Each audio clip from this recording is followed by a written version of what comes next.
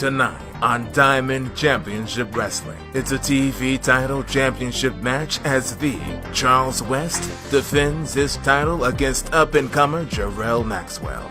Then, with one half of the Hard Time Express missing in action, it's up to Justin Stone to deliver the victory as he takes on Assassin 1 and Assassin 2 in a brutal handicap match. It's all right here on Diamond Championship Wrestling.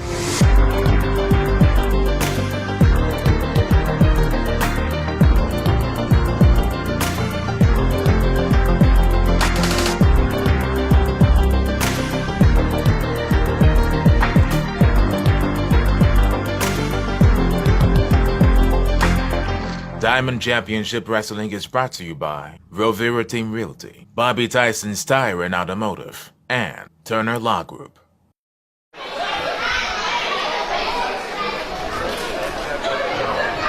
Welcome everybody to another episode of Diamond Championship Wrestling. I am HD and I'm here with the commissioner of Diamond Championship Wrestling, Gene Miller. How you doing? I'm doing great. Got another great week of action there. We do, and on tonight's episode we have not one but two title matches, and both of them are fantastic fights. The first one coming up is the Charles West, and here he comes right now, versus the Beast, Jarrell Maxwell. And Charles West is out, and he's got the Polynesian Prince giving him some love before he goes out in this match, Gene. Yep, they're like two peas in a pod. You can't see one, you always see the other one. Looks like a happy fan there. Yeah, it sure does. Now, the Charles West, how long has he held this title for, Gene? Well, he is our original champion. So it's been going on for about 2 months now because we started it late until we could get our TV program going. He's a pretty sturdy competitor. All right. And, before we get this match started, I just want to give a shout out to one of our super fans who is always watching via Facebook from Alabama, and that's Walter Gravitt. Walter, we appreciate your feedback, and we appreciate you watching Diamond Championship Wrestling. Yeah, he came to a show when we were over in Bayou Batre, Alabama, and he's been watching us ever since. He critiques all of our matches, and he's only a high school kid. He's really knowledgeable about the sport. All right, and you can see Charles West. He's pacing around. Oh, and here comes the Beast, Jarrell Maxwell, and he is hyped, Gene. Yep, he's a good little wrestler. He's new in the business, only been around 2 years or so. He's eager. He likes to wrestle anybody and everybody. And the fans love him. Yep, they get behind him pretty well. This should be a pretty action match. Yeah, I believe so. And Charles West he's got his work cut out for him tonight because this man's coming in with a lot of energy and a lot of determination. I can see it on his face, Gene. Yeah, Jarrell's been, he's wrestled for a couple different organizations. He's won a couple belts, but, he's pretty hungry. He's never been a champion with Diamond Championship Wrestling, so he's kind of hungry here. All right. And once again, this is for the television title. Gene, am I saying the exact title of that correctly? Yeah, it's a television championship. It is. So this is something that, it's a new belt for us. Only been around a couple months, and it's pretty sought after. A lot of people want to wrestle for that championship. All right, and Charles West, he's a seasoned vet at this game. You can tell he's got some cockiness to him, and he looks like he's already got this fight won in his head, Gene. Yeah, that's very true. He walks with a swagger. That's definitely about Charles. He's a pretty tough competitor. So we're going to see how he handles a young upstart like the Beast, Jarrell Maxwell. All right, looks like Charles is talking to some, I wouldn't say fans out there, but the crowd is definitely trying to get into his head. And let's see what we got going on here. Yeah, they're calling him a chicken, Gene. Yeah, I don't think he'll like that very well. All right, we need these guys to get this thing going. So I think all Charles wants to do is he wants to jaw with everybody. Yeah. The fans, the wrestlers, everybody. I think they need to get down and have some hard-hitting action here. Here we go, Gene. All right, collar and lockup. Charles goes for an arm bar, gives a twist, takes it into a hammerlock, now into a headlock. Takes him over into a hip toss, keeping that head. Maxwell gets a head scissors, gets out of it. Charles jumps out of it. Oh, Maxwell's got him again. Taking that hit. He's trying to make sure he's securing good position on him so he can be in charge. It's flip-flopping right now, Gene. Yep. Both of them got a lot of energy, so they're going to flip-flop back and forth, it looks like. Sweeping legs, trying to get pinfalls real fast. I don't even think he got one on that one. No. Maxwell gave him a clothesline. That was a clothesline. Looks like he put a little pain on Charles Yeah, West. he did. Is he checking to see if he's okay? All right, here we go. I don't think so much. You got a headlock on him. West shoots him off. Oh, Maxwell ran into a shoulder brick tap. wall, Gene. Yes, he did. So, nice leg drop by Maxwell. Going for the pin. Kicked out at 2. It's kind of early to try to get a pinfall on Charles West. He's in really good shape. Real tough competitor. Right. Nice kick to the stomach. Maxwell's whipping him off. Oh, West reverses it. Gives him a big clothesline. Wow, that was a big clothesline. I could feel that one through the screen. That one might have took his toll on Maxwell. I think Charles, if he'd have went for that pinfall, he might have got it right then. Oh, big chop. Yeah, Charles West is not too afraid of taking some shortcuts. yeah.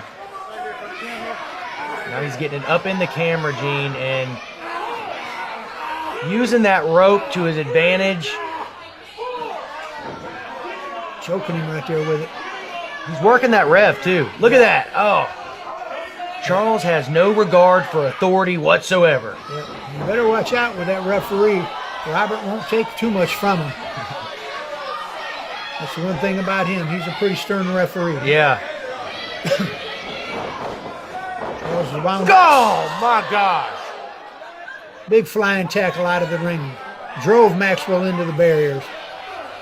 Gene, that was horrific. I mean, that went into the crowd, and and a chop to put the exclamation point on it all. Maxwell taking some punishment on the outside. Fist to the head.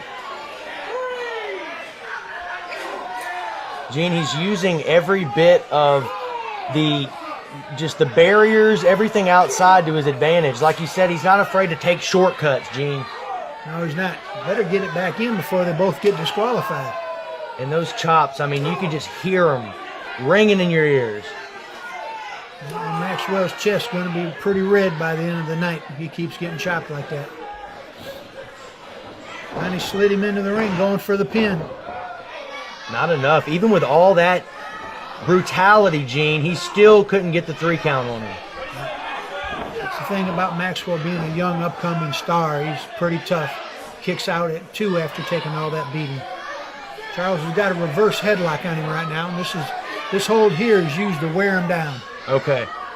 And it looks like the ref's going to give him he's got to do 3 of these. If 3 of them down, then that's it, right, Gene? That's correct. 3, count of 3 with the arm. Like there he goes. Put him in a sleep hold. Oh! He's still got life in him, Gene. He's got some heart. Charles West cannot believe it. He thought that was it. Yep. Maxwell trying to fight it up. He's coming to his feet. Gives him an elbow. Gives him another elbow. 3rd elbow. Oh! Beautiful drop kick by the Charles West. It's one of the best holds that West can do. He's got one of the best drop kicks in the business. I noticed that too, just from previous fights as well. He's a drop kick master. West is getting a little frustrated. Thinks he should have him pinned by now. Maxwell keeps kicking out, so he's just going to punish him some more. Up against the turnbuckle, Gene. This could be ugly. Ooh! Nice clothesline. Jarrell took advantage of that. He moved out of the way at just the exact time, and the damage was done to Charles West. And Maxwell dragging his dead carcass up off the mat. Cinches the knee into his back. Doing that reverse chin lock now on the Charles West. That's got to hurt. Trying to wear him down. West is a pretty strong guy, so you got to wear him down and make him tired. Yeah. Maxwell does this hold correctly. If you see him, he's got that reverse headlock on him now, and he's leaning his body weight on him. So West has to support his weight plus Maxwell's. Oh, Charles West is not giving up this title. No. They both look worse for wear right now. Yeah, they do, Gene. Maxwell's going to the second rope. What's he going to do? He's setting up for something big. Yeah, trying to get the see. Oh! Waited way too long. He tried to get the crowd's approval, and that's what happens sometimes. Yep. Charles West, too smart of a wrestler for that, and he gets out of the way in the nick of time. Nice suplex. West follows up in a hurry for the pin. Only gets two again. You got to hand it to the Beast. He wants this title, Gene. Of course he does, but I mean he's been taking some damage. They both have, and he is just still fighting. Maxwell's taking, or not Maxwell, I'm sorry, Charles Weston taking some abuse from the fans, and he's talking right back to him. That chop was so hard it took him off his feet, Gene. Made my chest hurt here in the studio. Yes. Nice elbow. Wow. That should be it right there. No, it's not. The Beast has got resolve. Charles West, once again, he's working that referee. Some little spectator fan just giving Charles West the business, telling him that he can't win. See, that's it right there. Charles takes these things personally. He's always arguing with the fans. He's getting in with the ref. You know, it'd be a good time for the Beast to take advantage of it whenever he is too preoccupied with what's going on outside the ring, Gene. Yeah. Charles West is climbing the ropes, too. Uh-oh. If he takes advantage of it if he waits. See, he's there it is again. He cannot take his mind off of it. And like I said, this is it. He does take advantage of it. The Beast takes full advantage of Charles West's lack of attention to the match. That was a nice belly-to-belly off the second rope. Both of them down. The referee's giving them the count. He's going to go to 10 if neither one answers the bell, and they'll do a double count out. So we'll see who can make it back to their feet first. All right. Maxwell's stirring. So's West. Yep. Maxwell's up first. See what he can do with it. Oh, a wicked clothesline. Back elbow to him. Let's see what he can follow up. He ducks a clothesline. He's setting him up. Gave him a belly-to-belly. These guys are... Oh, I thought that was it, Gene. That was close. That looked like 2 3/4. That's the referee telling Maxwell, you only got 2, almost got to 3, but only 2. Maxwell can't believe it himself right now. No, he can't, but he needs to get back in this fight, Gene. You cannot let a wrestler of Charles West's caliber just lay there when you got him. You got to keep on top of him. There's that drop kick again, Gene, and it's just brutal. Yep. He pulls that out of anywhere. It was a standing drop kick, and he's 6 feet off the ground delivering that drop kick. Indeed he is. This could be it right here. He's setting him up for this. Oh, and the turnbuckle gets him.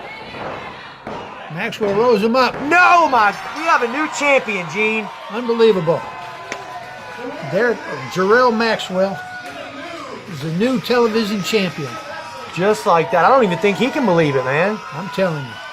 It looks like Charles West was setting up for his patented spear because that's what he's known for. Right. And Maxwell smartly moved out of the way and West hit the turnbuckle. The fans are loving it.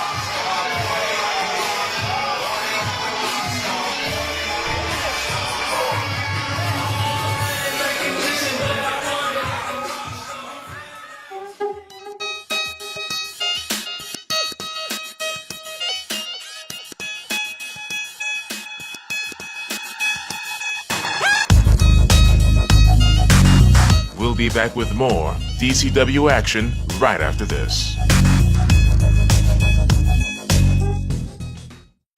The Turner Law Group is a proud sponsor of Diamond Championship Wrestling. The Turner Law Group is a general practice firm with emphasis on Social Security disability cases. With 2 locations to serve you, give them a call at 601-394-5008 or 662-647-8929. For more information, visit their website at turnerlawgroupllc.com.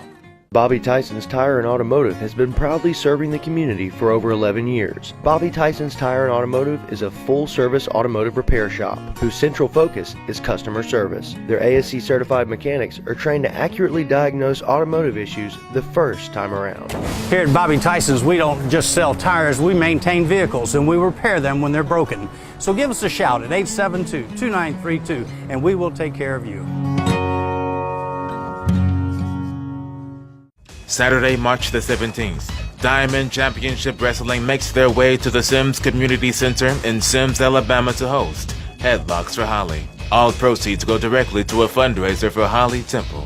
For ticket information, call 251-709-6716 or 251-307-2173. Tickets start at $10. Diamond Championship Wrestling is brought to you by Rovira Team Realty, Bobby Tyson's Tire and Automotive, and Turner Law Group. For the Vladimir Russian co-op that shut your mouth and show some respect. We are the Dcw World Heavyweight Tag Team Champions, and there is no one, and I mean no one, gonna take these titles from us.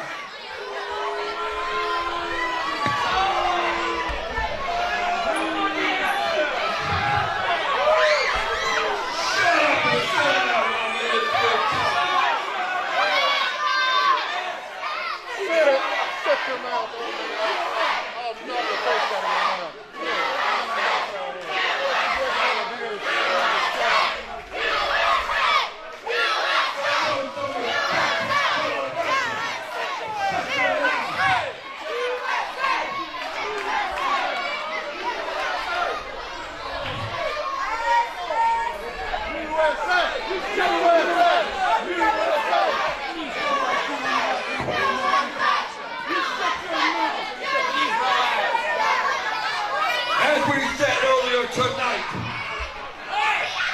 the assassin drug up an old friend for his tag team partner tonight, going against the one half, and I mean one half of the Hard Time Express, and you'll be another one going back to where you belong, and that's prison.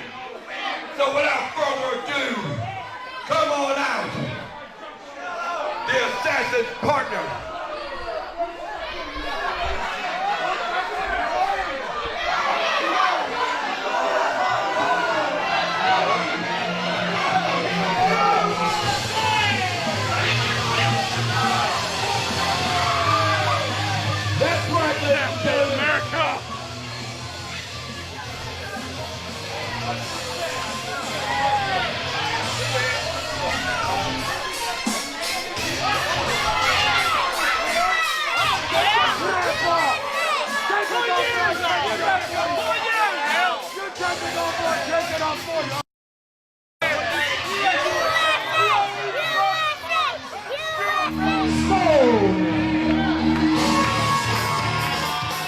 Justin's coming out of the curtain, ready to do some fighting.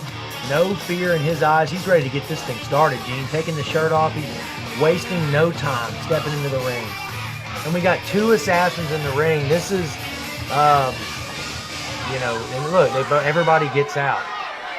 They scatter like roaches when one man comes in the ring. Justin's a strong guy, likes to fight. He don't back down from nobody. He don't care if it's 1, 2, 3, 3.5 for the manager, I guess you could call that. But Eddie G's just giving him the business. And Justin, if he's not careful, Justin will whack him a good one. Oh, Gene, this isn't fair at all. Oh, come on. Well, we knew that would happen with that many people at the ringside. They're jumping at Justin before the match even starts, trying to get him wore down so he can't compete. And they're just double teaming him, Gene. Assassins are just beating him down in the corner. Here it comes. Justin's coming. Looks like he's coming back. Another punch. Gene, he's fighting off two men right now. Justin climbing the second rope. Ooh, high flying. There's a double clothesline off the second rope. And they all scatter out of the ring. Justin's like a caged dog. He just wants to get at them and tear them up. Yeah. You can tell, and looks like Eddie G he's calling for a timeout, Gene, a timeout. Well, we know there ain't no timeouts in wrestling, so the referee will take care of that. Justin just wants to get them back in the ring and get this match started.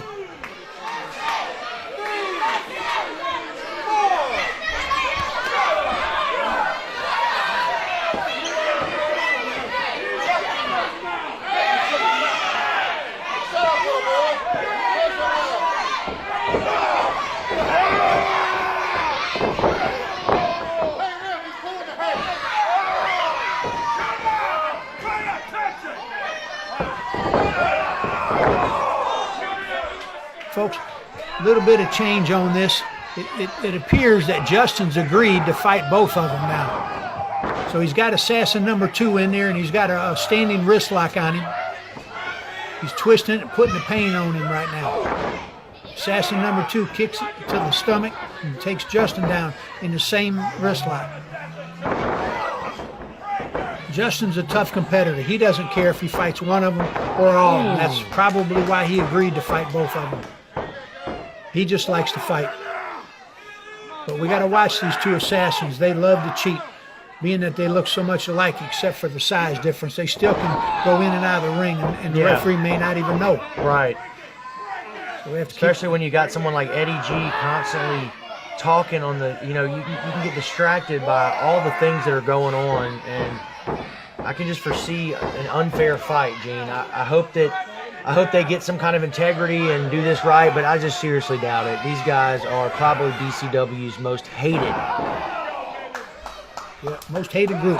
They cheat all the time. That's what they're trying to have a fair match. And Justin Stone, they don't want to fight fair. He definitely can fight unfair too. So he's just working on Justin's arm. He's got him in an arm bar right now, trying to make that thing weak. Justin's a big, strong powerhouse, so if you weaken one of those limbs, you can't pick him up and do some of the things he likes to do. He's just continuous, and he tags in assassin number 1, and now they're just working on it. I mean, that arm has got to give any time. Eddie G distracting the referee, so you never know what the assassins are going to do then. They're staying on that arm. He just did an arm wringer on him. Again, carries it into that wrist lock. Assassin pulled him into him and gave him a shoulder tackle at the same time. So there he goes again. Trying to wear that arm out so it's unusable during the match. And he's just continuously ramming him into a Mack truck. If you think about it, it's actually a really good strategy. If you take one of the 4 points of contact away from the wrestler, especially somebody that's as strong as Justin Stone, it makes it a whole lot easier to wear him down and take it out. Now, Justin's doing the same thing by himself now. He's got an arm that he's wearing on it. Eddie G, unbeknownst to him, grabbed his own wrestler and was pulling on the arm. And Eddie G he's livid right now. It looks like the cheating bit him back. He did. He hurt his own wrestler, which is funny, but they tagged out. Assassin number 2's back in.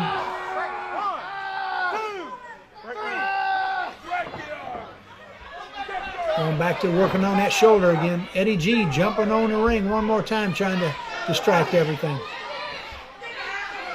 One thing I'm surprised so far, we haven't seen anything out of that Russian destruction man. He stayed out of it so far, which is pretty good.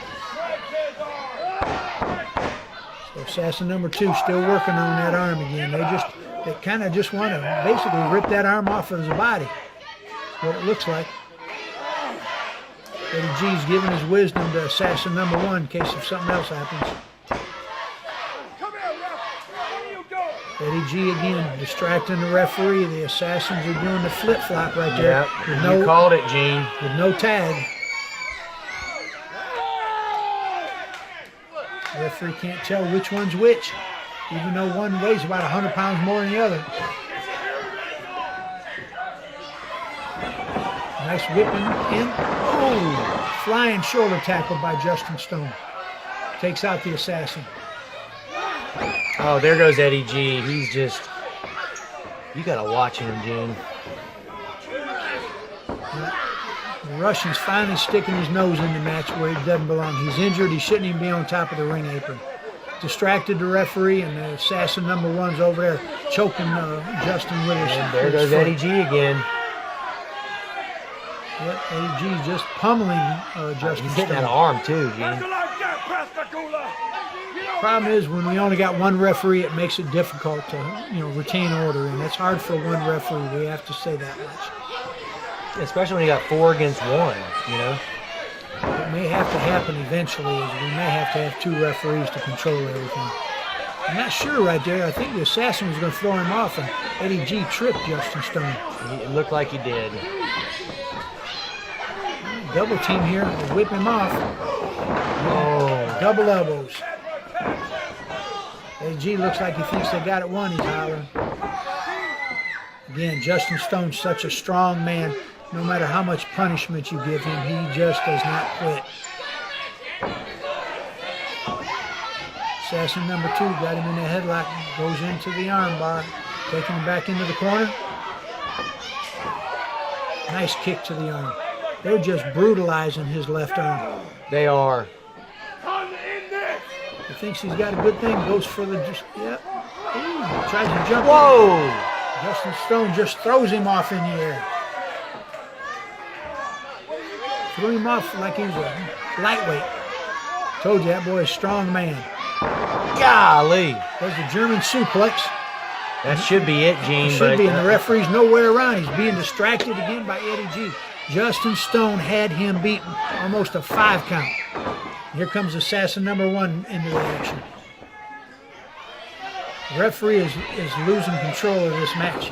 Justin Stone could have won it already once. It aggravates me so bad when I see something like that. You know that was it right there, Gene. But Eddie G, I mean, you got to give him props for what he does. He's going to get his fighters to win, whether, any tooth, nail, cheat, whatever it is. He's going to find a way to make sure these people win. Whatever it takes, Eddie G's going to make sure his guys keep the belt. Assassin number 1 still taking it to Justin Stone in the corner. The referee's got to insert himself.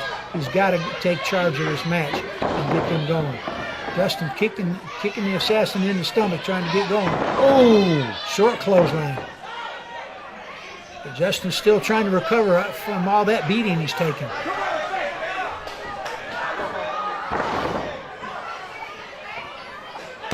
Calling in assassin number 2, and here they go again, just double teaming him.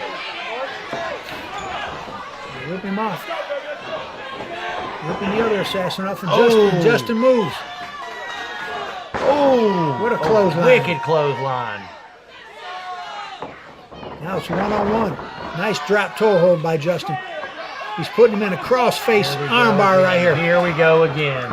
Eddie G's got him out. He's tapping, Gene. He's got him. The assassin's beat again, and Eddie G again is sticking his nose where it don't belong. And here comes here comes the Russian. Ooh! He looks like he took something out of his sling and hit Justin Stone with. Oh my gosh, this is just... Oh well, we appreciate everyone watching another episode of Diamond Championship Wrestling. I'm HD, and Gene, you got something to say? I do. After this tag team match, I set up a return clause for in Pascagoula on the 24th. Booger Brown will be there. It'll be the Hard Time Express versus the 2 Assassins, 1 and 2, in a no disqualification match. There won't be any cheating because they all can cheat. So this will be one heck of a match, fans. You need to come out and see this.